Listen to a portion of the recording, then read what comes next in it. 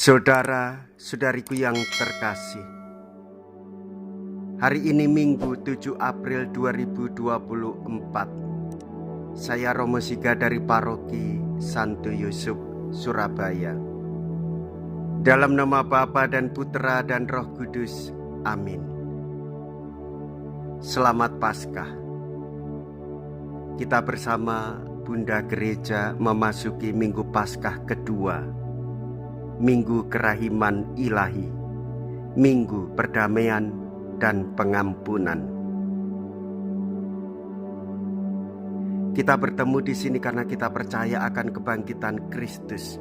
Setiap hari Minggu adalah perayaan kebangkitan, tetapi terlebih pada masa Paskah ini yang kita sebut Minggu Paskah kedua dan seterusnya. Iman dapat membuat orang mampu berkarya besar. Iman memberi arti hidup kita. Iman sendiri sering peka dan mudah hancur berantakan. Itu kontradiksinya. Maka selalu kita harus menggali lebih dalam. Dan melalui kesaksian orang lain dan terlebih kesaksian hidup Kristus sendiri, berusaha kita berkembang dan menghayati secara lebih mendalam iman akan Kristus.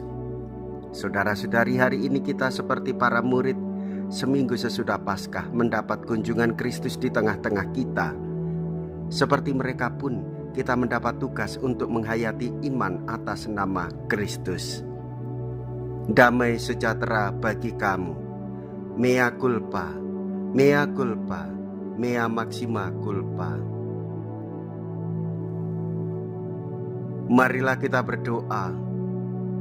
Allah Bapa kami yang maha mulia, Engkau telah memuliakan putra-Mu terkasih. Berkat Dia kami lahir kembali dengan rahmat ilahi, dan Ia telah menyampaikan salam perdamaian kepada kami. Kami mohon kepadamu, penuhilah kami dengan iman akan kehadirannya. Buatlah kami sehati dan sejiwa, serta tetap tinggal dalam perdamaian Kristus. Sebab Dialah Tuhan kami Yesus Kristus, yang hidup dan berkuasa bersama dengan Dikau dalam persatuan Roh Kudus, Allah sepanjang segala masa. Amin. Tuhan bersamamu dan bersama rohmu. Inilah Injil suci menurut Yohanes. Dimuliakanlah Tuhan. Yohanes bab 20 ayat 19 sampai dengan ayat 31. Setelah Yesus wafat di salib, pada malam pertama sesudah hari Sabat, berkumpullah murid-murid Yesus di suatu tempat dengan pintu-pintu yang terkunci, karena mereka takut kepada orang-orang Yahudi. Pada waktu itu datanglah Yesus, berdiri di tengah-tengah mereka dan berkata, "Damai sejahtera bagi kamu." Sesudah berkata demikian, Yesus menunjukkan tangan dan lambungnya kepada mereka. Murid-murid itu bersukacita ketika mereka melihat Tuhan. Maka kata Yesus sekali lagi, "Damai sejahtera bagi kamu. Sama seperti Bapa mengutus aku, demikian juga sekarang aku mengutus kamu." Dan sesudah berkata demikian, Yesus menghembusi mereka dan berkata, "Terimalah Roh Kudus.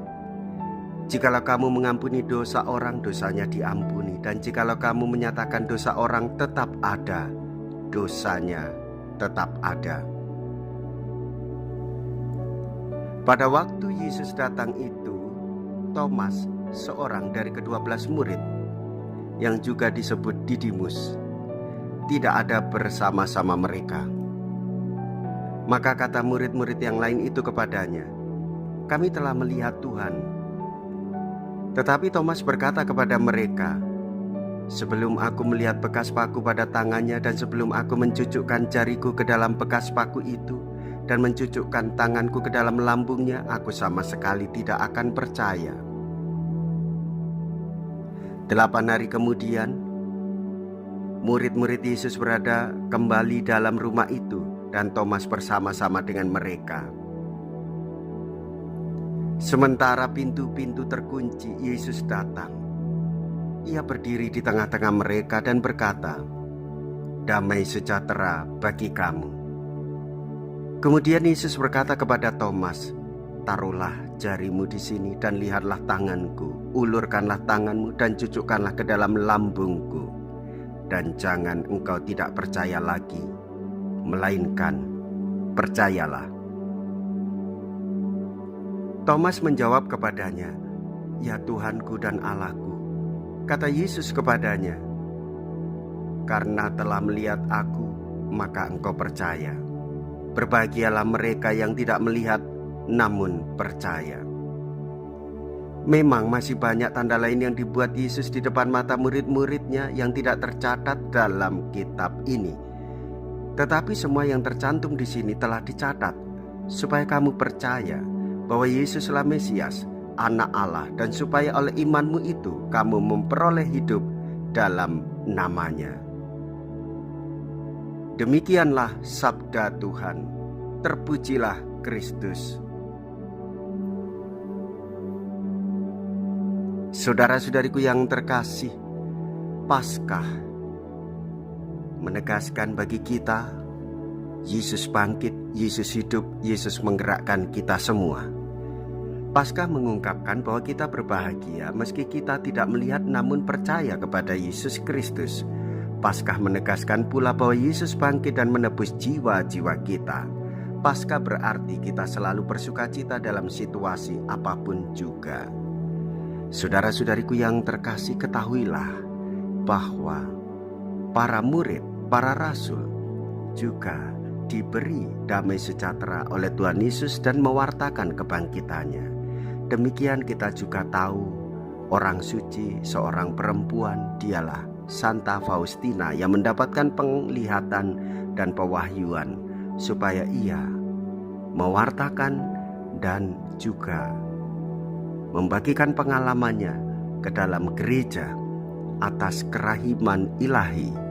Saudara-saudariku yang terkasih, dengan demikian damai sejahtera itu berkaitan dengan pengampunan. Tuhan Yesus hadir membawa perdamaian. Tuhan Yesus hadir memberikan damai sejahtera, sukacita akan kebangkitan. Nah, saudara-saudariku yang terkasih, dengan menerima damai Tuhan, maka kita didamaikan dengan Bapanya, maka kita didamaikan dengan sesama. Dua hal ini menyatu. Jika orang mengalami damai sukacita, maka ia pun berani untuk mengampuni. Dan satu jembatan yang patut kita lakukan adalah pertobatan diri, melakukan pengakuan dosa, sekaligus memohon ampunan dari Tuhan, supaya kita dibebaskan dari dosa-dosa, kuasa maut, dan juga sekaligus kematian, karena kebangkitan Tuhan Yesus membawa kehidupan. Saudara-saudariku yang terkasih, kita juga belajar dari pengalaman Santo Yosef. Bapak Suci Fransiskus menulis surat tentang Patris Corde, yang berarti hati seorang bapa, dalam surat apostolik. Meneladani Santo Yosef, kita meneladani ketenangannya. Meneladani Santo Yosef, kita meneladani kerja kerasnya. Meneladani Santo Yosef, kita belajar banyak bagaimana dia dikasih oleh Allah karena ia taat kepada Allah. Dengan menjadikan hidupnya sebagai suatu pelayanan, sebuah pengorbanan kepada misteri inkarnasi dan misi penebusan yang disatukan di dalamnya, dengan menggunakan kuasa hukum yang dimilikinya atas keluarga kudus untuk menjadikan hal itu sebagai persembahan total dirinya. Hidupnya dan pekerjaannya, yaitu Bapak Yosef, dengan mengubah panggilan manusiawinya untuk kasih rumah tangga menjadi persembahan istimewa dari dirinya, hatinya, dan semua kemampuannya. Suatu kasih yang ditempatkan pada pelayanan bagi Mesias yang bertumbuh kembang di dalam rumah tangganya. Saudara-saudariku yang terkasih, dengan demikian kita belajar akan kasih Allah dan kita belajar akan keramah tamahan Santo Yosef. Dan selebihnya, saudara-saudari, tugas kita membawa warta sukacita perdamaian sekaligus membawa warta sukacita pengampunan. Datang kepada Tuhan melalui teladan Santo Yosef, kita mendapatkan berkat kasih karunia dari Tuhan kita Yesus Kristus. Marilah kita berdoa. Allah, Engkau hadir di tengah-tengah kami melalui Yesus Kristus Putra-Mu yang telah bangkit dengan jaya. Semoga kami selalu menyadari bahwa kini Ia hidup, hadir dan selalu menyertai kami hingga mencapai kebahagiaan surgawi yang Kau janjikan. Sebab Dialah Tuhan dan pengantara kami. Amin. Tuhan beserta kita, sekarang dan selama-lamanya.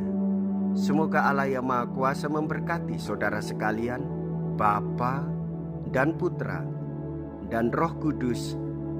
Amin. Saudara-saudariku yang terkasih, pergilah. Ibadah sabda sudah selesai. Haleluya, haleluya. Syukur kepada Allah. Haleluya, haleluya.